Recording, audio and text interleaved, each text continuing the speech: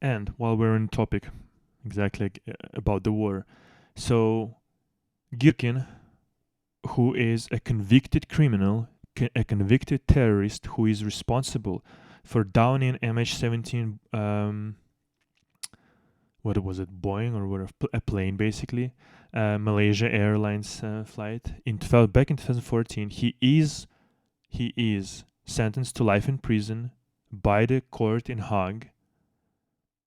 He's responsible for the death of almost 300 people just on that plane alone.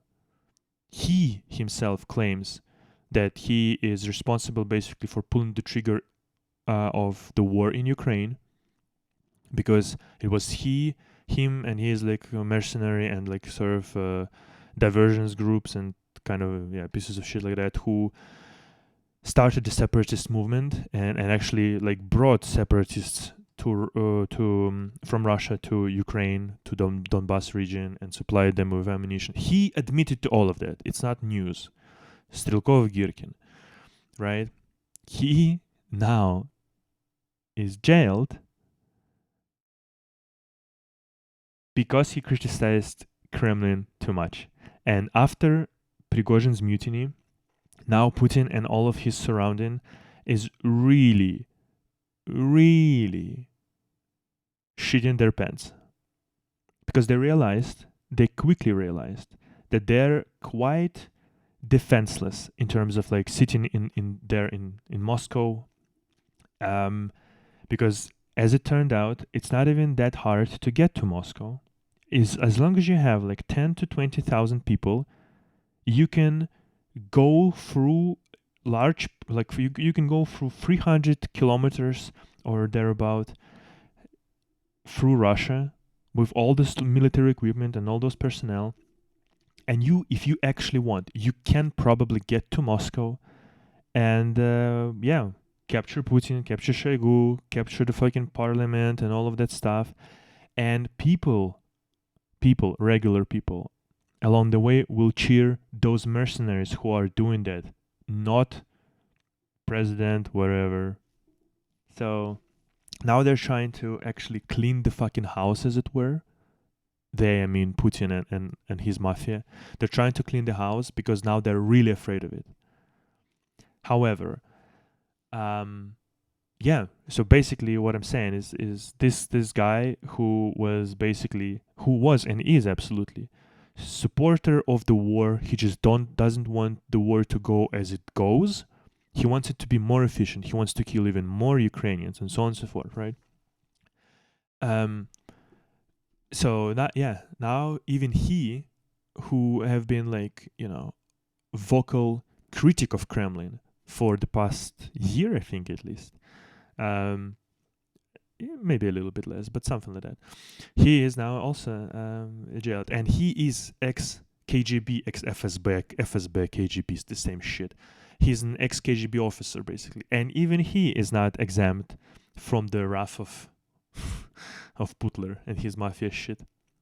It's just interesting that, and he's facing up to 20 years of jail for like basically like extremism trial, which is like I'm saying, like if you criticize the war even slightest, you are like Navalny facing 20 years in jail. You are like Girkin facing 20 years in jail, which is funny because now this piece of shit who wanted,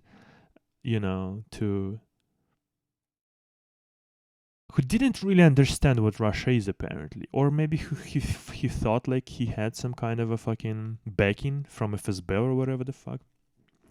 Now he's gonna face the same consequences as a lot of opposition leaders, or not even leaders like Navalny, but oppositionists, positioners.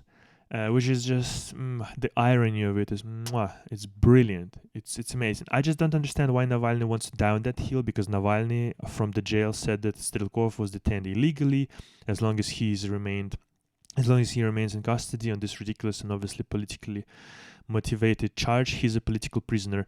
I don't like, I mean, technically, yes, because this cunt was criticizing army and Putin and Shoigu directly, and this is exactly what got him in jail. But at the same time, he should have been in jail for downing MH17 and killing 300 people, for starting the war in Ukraine and so on and so forth. Like, he should have been in jail a long time ago. And if he's gonna be in jail for this thing, like, on a principle level, I can see what Navalny is saying, but at the same time, dude, like, do you really want to defend this piece of shit? I mean, again, on the principle level, I think you should probably. So on one hand, I kind of have to side with Navalny's sort of position in terms of like how this piece of shit Girkin-Strelkov was jailed.